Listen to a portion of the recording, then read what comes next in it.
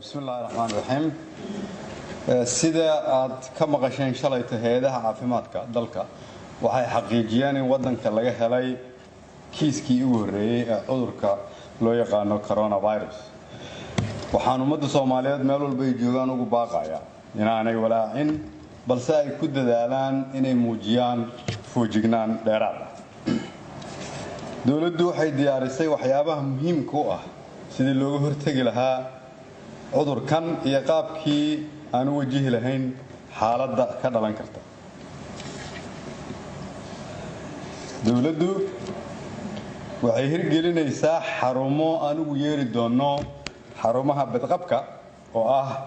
xarumo aan rabno in lagu haayo dadka aan isleenahay waa in la karantiilaa inta la hubinayo caafimaadkooda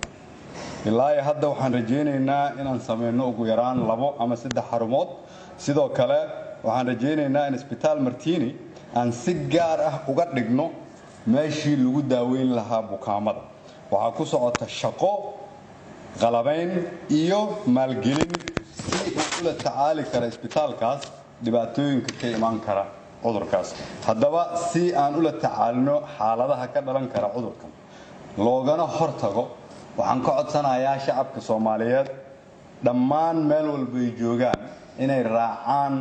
talooyinka ay bixinayso wasaaradda caafimaadka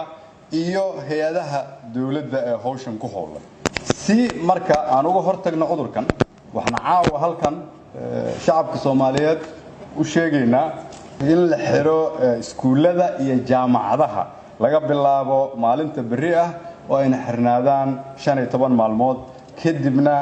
ay ka sugaan warbixin dheeraad ah dawladda Soomaaliyeed sidoo kale waxaan soo jeedinaynaa in la joojiyo dhammaan kulamada waaweyn xafladaha iyo isku soo baxyada fagaarayaasha si looga hortago cudurkan foojignaantana aan u xoojino dawladdu waxay kala shaqaynaysaa arrinkan dhammaan qaybaha kala duwan ee bulshada si aan u muujino wax ka qabadka cudurkan waxay xukuumaddu maantay meel gaar ah dhigtay $5 milyan oo ah lacagtii ugu horeysay oo u qoondeyno oo lagu la tacaali doono cudurkan lacagtaas waxa uu qaban doonaa qof walba Soomaaliyeed oo dhibaato ka soo gaarta cudurkan meel walba oo ay dalka ka joogaan hadii Ilaahay yiraahdo sidoo kale waxaan wada hadal kula jirnaa hay'adaha dhaqaalaha adduunka si aan uga helno caawinaadii looga hortagi lahaa cudurkan dalka Soomaaliyeed oo dhan waxa kaloon sidoo kale la fariisanay oo aan talooyin isweydaarsanay ganacsatada Soomaaliyeed sidii iyadana aanu xaqiijin lahayn saameynta cudurkan uu ku yeelan karo dhaqaalaha oo aan uga hortagi lahayn ugu dambeyntii waxaan leeyahay shacabka Soomaaliyeed waxa ugu xooggan ay haystaan waa iimaankooda aqoonidooda iyo diintooda inaan duceysano ilaahay ku xirnaano ilaahay barano ayaan soo jeedinayaa waan idin mahad celinayaa